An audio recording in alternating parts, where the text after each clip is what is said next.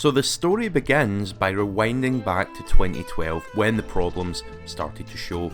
Proud new owners of the Rangers started to notice a peculiar brown substance appearing on the truck's chassis, to which Ford said, "Looks fine to me."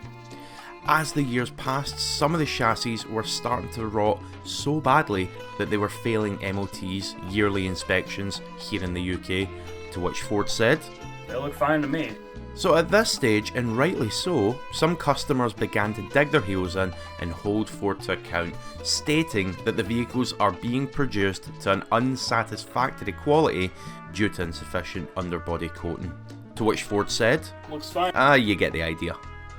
Let's fast forward to the 22nd of January 2015 at precisely 9:32am when Ford said, "Wait a dang minute here, this is not normal."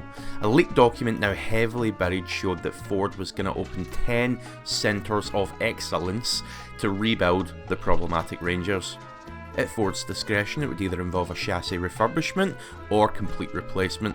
The whole process could take up to around 9 weeks, and they were even offering you a service voucher for your trouble. Lovely. There's just one more thing though. In the UK, you can't just go replacing chassis willy-nilly. There's a little organisation called the DVLA that might not be too happy if you do that unrecorded.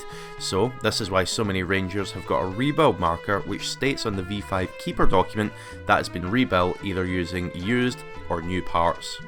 All in all, it's a bit of a balls up on Ford's part, but the important thing is the support is there should you need it. That is unless of course they go back to the original idea of saying, "Looks fine to me." about your 1-year-old rusted through Ranger chassis. End of story.